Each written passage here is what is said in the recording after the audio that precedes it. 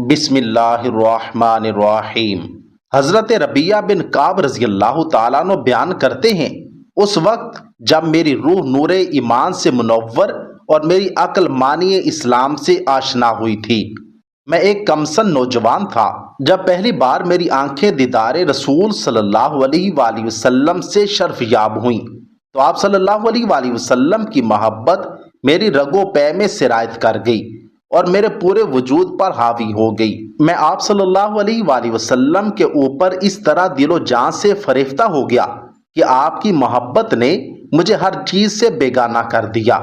چنانچہ میں نے اپنے دل میں کہا، ربیعہ تمہارا بھلا ہو، تم خود کو ہر کام سے فارغ کر کے رسول اللہ صلی اللہ علیہ وآلہ وسلم کی خدمت کے لیے وقف کیوں نہیں کر دیتے؟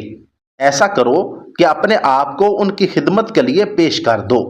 اگر انہوں نے تمہاری خدمات کو قبول فرما لیا تو تم کو ان کی قربت و محبت کی سعادت سے بہرہ ور ہونے کا موقع نصیب ہو جائے گا اور تم دنیا و آخرت دونوں کی بھلائی حاصل کرنے میں کامیاب ہو جاؤ گے۔ پھر کسی تاخیر کے بغیر میں نے اس امید کے ساتھ خود کو آپ صلی اللہ علیہ وآلہ وسلم کی خدمت میں پیش کر دیا کہ آپ صلی اللہ علیہ وآلہ وسلم مجھے اپنی خدمت کے لیے قبول فرما لیں گے، اور واقعی آپ صلی اللہ علیہ وآلہ وسلم نے مجھے مایوس نہیں کیا بلکہ اپنی خدمت کا موقع دینے پر رضامند ہو گئے، اور اس روز سے میں سائے کی طرح آپ صلی اللہ علیہ وآلہ وسلم کے ساتھ رہنے لگا۔ میں ہر جگہ اور ہر وقت آپ کی خدمت میں حاضر رہتا۔ آپ جب بھی اپنی نگاہوں سے میری طرف کوئی اشارہ فرماتے، میں فوراً تعمیل ارشاد کے لیے حاضر ہو جاتا۔ آپ صلی اللہ علیہ وآلہ وسلم نے جب بھی کسی چیز کی ضرورت محسوس کی، مجھے اس کی تکمیل میں کبھی کوتاہ یا سست نہیں پایا۔ میں دن بھر آپ صلی اللہ علیہ وآلہ وسلم کی خدمت میں لگا رہتا۔ جب دن ختم ہو جاتا اور نبی کریم صلی اللہ علیہ وآلہ وسلم نماز عشاء سے فارغ ہو کر اندرون خانہ تشریف لے جاتے تو میں بھی واپسی کا ارادہ کرتا، لیکن پھر میں اپنے دل میں سوچتا، ربیعہ کہاں جا رہے ہو؟ ممکن ہے رات میں کسی وقت رسول اللہ صلی اللہ علیہ وآلہ وسلم کو کوئی حاجت پیش آ جائے۔ یہ سوچ کر میں وہیں آپ کے دروازے پر بیٹھ جاتا اور آپ کے گھر کی چوکھٹ چھوڑ کر کہیں جانا گوارا نہ کرتا۔ رسول کریم صلی اللہ علیہ وآلہ وسلم راتیں کھڑے کھڑے نماز پڑھنے میں گزار دیتے تھے۔ بسا اوقات میں سنتا تھا کہ آپ صلی اللہ علیہ وآلہ وسلم سورہ فاتحہ پڑھ رہے ہیں۔ آپ اسے مسلسل اتنی دیر تک دہراتے رہتے کہ میں اکتا جاتا یا میرے اوپر نیند کا غلبہ ہو جاتا اور میں سو جاتا۔ رسول اللہ صلی اللہ علیہ وآلہ وسلم کی عادت مبارکہ تھی کہ اگر کوئی شخص آپ کے ساتھ کسی قسم کا احسان کر دیتا تو آپ اس سے بہتر طریقے سے اس کے احسان کا بدلہ چکا دیتے تھے۔ اپنی اسی عادت کے مطابق آپ صلی اللہ علیہ وآلہ وسلم میری خدمات کا صلہ دینا چاہتے تھے۔ چنانچہ ایک روز مجھے مخاطب کرتے ہوئے فرمایا، ربیعہ ابن کعب، یا رسول اللہ میں بسر و چشم حاضر خدمت ہوں۔ میں نے عرض کیا، مجھ سے کچھ مانگو، میں تمہاری مانگ پوری کروں گا۔ حضور صلی اللہ علیہ وآلہ وسلم نے فرمایا، میں نے تھوڑی دیر سوچنے کے بعد کہا، یا رسول اللہ صلی اللہ علیہ وآلہ وسلم مجھے مہلت دیجئے تاکہ میں سوچ لوں کہ مجھے آپ سے کیا مانگنا ہے، پھر میں آپ کو بتا دوں گا۔ کوئی حرج نہیں، سوچ لو۔ آپ صلی اللہ علیہ وآلہ وسلم نے فرمایا، میں اس وقت ایک مفلس جوان تھا، نہ میرے پاس بیوی تھی، نہ مال تھا، نہ مکان۔ دوسرے غریب مسلمانوں کی طرح مسجد نبوی کا چبوترا ہی میرا مسکن و ماوا تھا۔ لوگ ہمیں مہمان اسلام کہہ کر پکارتے تھے۔ جب کوئی مسلمان رسول اللہ صلی اللہ علیہ وآلہ وسلم کی خدمت میں صدقے کی کوئی چیز لاتا تو آپ صلی اللہ علیہ وآلہ وسلم وہ سب ہم لوگوں کے پاس بھیج دیتے، اور جب کوئی شخص آپ کی خدمت میں کوئی ہدیہ پیش کرتا تو آپ اس میں سے کچھ اپنے پاس رکھ کر باقی ہم کو مرحمت فرما دیا کرتے تھے۔ اپنی اسی تنگ دستی اور پریشان حالی کی وجہ سے میرے دل نے کہا کہ میں رسول اللہ صلی اللہ علیہ وآلہ وسلم سے دنیاوی ساز و سامان مانگ لوں تاکہ فقر و محتاجی سے نجات مل جائے اور دوسرے لوگوں کی طرح میں بھی مال اور بیوی بچوں والا ہو جاؤں۔ لیکن میرے دل نے پھر کہا، ربیعہ ابن کعب تمہارا برا ہو، یہ دنیا تو زوال پذیر ہے، ایک دن فنا ہو جائے گی۔ اس میں جس رزق کی کفالت اللہ تعالیٰ نے اپنے ذمہ لے رکھی ہے وہ لازماً تم کو ملے گا، اور رسول اللہ صلی اللہ علیہ وآلہ وسلم اپنے رب کے نزدیک ایسے بلند مرتبے پر فائز ہیں کہ آپ کی کوئی مانگ نامنظور نہیں کی جا سکتی۔ اس لیے تم ان سے یہ درخواست کرو کہ وہ تمہارے لیے اخروی فائدے کی دعا فرمائیں۔ میں نے اس فیصلے پر اپنے دل میں نہایت اطمینان و استراحت کی کیفیت محسوس کی۔ پھر جب میں بارگاہ نبوی میں حاضر ہوا تو آپ صلی اللہ علیہ وآلہ وسلم نے مجھ سے دریافت فرمایا، ربیہ کیا کہتے ہو؟ یا رسول اللہ صلی اللہ علیہ وآلہ وسلم، میں جنت میں آپ کی رفاقت کا آرزو مند ہوں۔ میں حرف آرزو زبان پر لایا، آپ اسی کے لیے اللہ تعالیٰ سے دعا فرمائیں۔ تم کو یہ بات کس نے سمجھائی؟ آپ صلی اللہ علیہ وآلہ وسلم کا لہجہ تحسین آمیز تھا۔ نہیں، اللہ کی قسم، یہ بات مجھے کسی اور نے نہیں بتائی، بلکہ جس وقت آپ نے فرمایا تھا کہ مجھ سے کچھ مانگو، میں تمہاری مانگ پوری کروں گا، تو پہلے میرے جی میں آیا کہ آپ سے دنیاوی مال و متاع مانگ لوں، پھر من جانب اللہ مجھے دنیا پر آخرت کو ترجیح دینے کی نیک توفیق حاصل ہو گئی۔ اس کے بعد میں نے آپ سے درخواست کی ہے کہ آپ میرے لیے جنت میں اپنی رفاقت کی دعا فرمائیں۔ پھر آپ صلی اللہ علیہ وآلہ وسلم نے ایک طویل خاموشی کے بعد فرمایا، ربیہ کیا تم اس کے علاوہ کچھ اور نہیں چاہتے؟ نہیں یا رسول اللہ صلی اللہ علیہ وآلہ وسلم، جو چیز میں نے آپ سے مانگی ہے دوسری کسی چیز کو میں اس کے برابر نہیں سمجھتا۔ میں نے عرض کیا، تب کثرت سجود سے میری مدد کرو۔ آپ صلی اللہ علیہ وآلہ وسلم نے میری درخواست منظور کرتے ہوئے فرمایا۔ اس کے بعد میں پوری جاں فشانی کے ساتھ عبادت میں مصروف ہو گیا، تاکہ جس طرح دنیا میں آپ کی خدمت سے بہرہ ور ہوں، اسی طرح آخرت میں بھی آپ کی رفاقت سے محظوظ ہو سکوں۔ اس بات کو ابھی کچھ زیادہ عرصہ نہیں ہوا تھا کہ ایک روز رسول اللہ صلی اللہ علیہ وآلہ وسلم نے مجھ کو بلا کر پوچھا، ربیہ کیا تم شادی نہیں کرو گے؟ یا رسول اللہ، میں اس بات کو پسند نہیں کرتا کہ کوئی چیز مجھے آپ کی خدمت سے غافل کر دے۔ پھر میرے پاس بیوی کا مہر ادا کرنے اور اس کی ضروریات زندگی کی فراہمی کے لیے مال بھی تو نہیں ہے۔ میں نے اپنی مجبوریاں آپ صلی اللہ علیہ وآلہ وسلم کے سامنے رکھ دیں، لیکن آپ نے دوبارہ میری طرف دیکھتے ہوئے فرمایا، ربیہ کیا تم شادی نہیں کرو گے؟ میں نے آپ صلی اللہ علیہ وآلہ وسلم کو پھر وہی جواب دیا جو پہلے دے چکا تھا، لیکن جب میں نے تنہائی میں اس پر غور کیا تو مجھے اپنے اس جواب پر سخت ندامت و پشیمانی ہوئی، اور میں نے اپنے دل میں کہا، ربیہ تمہارا بھلا ہو، اللہ کی قسم نبی کریم صلی اللہ علیہ وآلہ وسلم تمہارے دینی و دنیاوی مسائل کو تم سے زیادہ بہتر طریقے سے سمجھتے ہیں، اور تمہارے پاس جو کچھ ہے اس کو تم سے زیادہ اچھی طرح جانتے ہیں۔ بخدا اگر رسول اللہ صلی اللہ علیہ وآلہ وسلم نے اس کے بعد کبھی شادی کی پیشکش کی تو میں اس کو ضرور قبول کر لوں گا۔ اور اس کے کچھ ہی دنوں بعد آپ صلی اللہ علیہ وآلہ وسلم نے مجھ سے پھر کہا، ربیہ کیا تم شادی نہیں کرو گے؟ کیوں نہیں یا رسول اللہ صلی اللہ علیہ وآلہ وسلم، لیکن میرے ساتھ کون شادی کرے گا جبکہ میں ایک تہی دست اور مفلس آدمی ہوں؟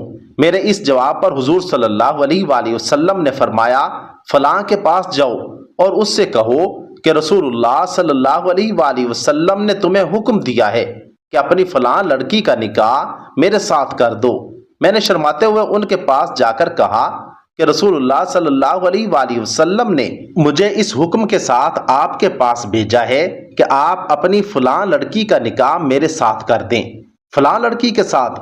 انہوں نے پوچھا، اور میرے مثبت جواب کے بعد انہوں نے کہا، ہم رسول اللہ صلی اللہ علیہ وآلہ وسلم اور ان کے پیغام کو خوش آمدید کہتے ہیں۔ بخدا رسول اللہ صلی اللہ علیہ وآلہ وسلم کا قاصد اپنے مقصد سے محروم نہیں جائے گا۔ اور پھر انہوں نے اپنی بیٹی کا نکاح میرے ساتھ کر دیا۔ اس کے بعد میں نے خدمت اقدس میں حاضر ہو کر بتایا کہ یا رسول اللہ صلی اللہ علیہ وآلہ وسلم، میں بہترین لوگوں کے پاس سے آیا ہوں۔ انہوں نے میری بات کی تصدیق کی، مجھے خوش آمدید کہا اور اپنی لڑکی کا عقد میرے ساتھ کر دیا۔ اب میں ان کے مہر کی رقم کہاں سے ادا کروں؟ آپ صلی اللہ علیہ وآلہ وسلم نے حضرت بریدہ رضی اللہ تعالی عنہ کو، جو میرے قبیلے بنو اسلم کے ایک رئیس تھے، بلا کر فرمایا کہ ربیہ کے لیے کھجور کی گٹلی کے وزن کے برابر سونے کا انتظام کر دو، اور حسب حکم انہوں نے سونے کی مطلوبہ مقدار میرے لیے فراہم کر دی۔ تو آپ صلی اللہ علیہ وآلہ وسلم نے اس کو میرے حوالے کرتے ہوئے فرمایا کہ اس کو لے کر ان کے پاس جاؤ اور ان سے کہو کہ یہ تمہاری بیٹی کا مہر ہے۔ چنانچہ میں نے اسے لے جا کر ان کے حوالے کر دیا۔ جس کو انہوں نے قبول کر لیا اور اپنی رضامندی کا اظہار کرتے ہوئے کہا کثیر طیب، کافی ہے اور عمدہ ہے۔ میں نے واپس آ کر رسول کریم صلی اللہ علیہ وآلہ وسلم کو بتایا کہ میں نے ان سے زیادہ شریف لوگ نہیں دیکھے۔ میں نے جو کچھ ان کو دیا قلیل ہونے کے باوجود نہ صرف یہ کہ انہوں نے برضا و رغبت اس کو قبول کر لیا، بلکہ اظہار پسندیدگی کے طور پر یہ بھی کہا کہ کثیر طیب، یا رسول اللہ اب مجھے ولیمہ کے لیے رقم کہاں سے ملے گی؟ آپ صلی اللہ علیہ وآلہ وسلم نے پھر حضرت بریدہ رضی اللہ تعالیٰ عنہ کو بلا کر کہا کہ ربیہ کے لیے ایک مینڈے کی قیمت اکٹھا کر دو۔ چنانچہ انہوں نے رقم فراہم کر کے میرے لیے ایک موٹا تازہ مینڈا خرید دیا۔ اس کے بعد رسول اللہ صلی اللہ علیہ وآلہ وسلم نے مجھ سے فرمایا کہ عائشہ رضی اللہ تعالیٰ عنہ کے پاس جاؤ اور ان سے کہو کہ جو ان کے پاس ہیں وہ تم کو دے دیں۔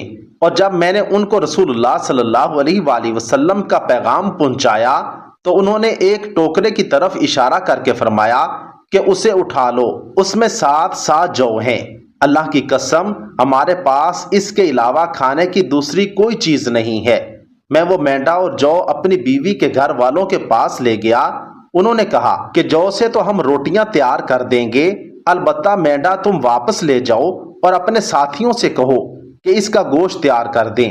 میں مینڈے کو لے آیا اور میں نے اور میرے قبیلے کے کچھ لوگوں نے مل کر اس کو ذبح کیا، اس کی کھال اتاری اور اسے پکا کر تیار کر دیا۔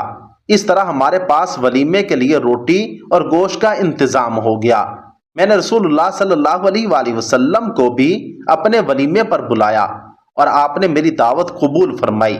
بعد میں رسول اللہ صلی اللہ علیہ وآلہ وسلم نے حضرت ابو بکر صدیق رضی اللہ تعالی عنہ کی زمین سے متصل مجھے ایک زمین بھی عنایت فرما دی۔ یوں مجھے دنیا بھی حاصل ہو گئی اور اس کی طلب بھی پیدا ہو گئی، یہاں تک کہ میں حضرت ابو بکر صدیق رضی اللہ تعالی عنہ کے ساتھ کھجور کے ایک درخت کے بارے میں اختلاف کر بیٹھا۔ میں نے کہا کہ یہ میری زمین میں ہے اور ان کا کہنا تھا کہ میری زمین میں ہے۔ آخر کار ہم دونوں کے درمیان بات بڑھ گئی اور انہوں نے مجھے ایک ناگوار بات کہہ دی۔ نکلنے کو تو وہ بات اچانک ان کے منہ سے نکل گئی، مگر فوراً ہی ان کو احساس ہو گیا اور اس پر اپنی پشیمانی کا اظہار کرتے ہوئے انہوں نے مجھ سے کہا کہ ربیہ جواب میں تم مجھ کو وہی جملہ کہہ کر اپنا بدلہ چکا لو۔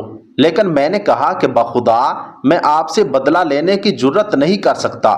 انہوں نے کہا کہ اگر تم مجھ سے بدلہ نہیں لوگے تو میں رسول اللہ صلی اللہ علیہ وآلہ وسلم کی خدمت میں تمہاری شکایت کر دوں گا۔ یہ کہہ کر وہ بارگاہ رسالت کی طرف روانہ ہو گئے۔ پیچھے پیچھے میں بھی چلا اور میرے قبیلے والے یہ کہتے ہوئے میرے ساتھ شامل ہو گئے کہ انہوں نے پہل بھی کی، تم کو برا بھلا بھی کہا، پھر خود ہی تمہاری شکایت کرنے بھی جا رہے ہیں۔ میں نے ان لوگوں کی طرف مڑتے ہوئے کہا ارے تم لوگوں کا برا ہو، کیا تم نہیں جانتے کہ یہ کون ہیں؟ یہ صدیق ہیں، مسلمانوں کی بزرگ ترین ہستی۔ تم لوگ واپس جاؤ، کہیں ایسا نہ ہو کہ یہ تم لوگوں کو دیکھ لیں اور ان کی خفگی کی وجہ سے رسول اللہ صلی اللہ علیہ وآلہ وسلم خفا ہو جائیں اور ان دونوں کی ناراضگی اللہ تعالیٰ کے غضب کا سبب بن جائے اور ربیہ ہلاک ہو جائے۔ تب جا کر وہ لوگ واپس ہوئے۔ حضرت ابو بکر صدیق رضی اللہ تعالیٰ عنہ نے بارگاہ رسالت میں پہنچ کر منو ان وہ واقعہ بیان کر دیا۔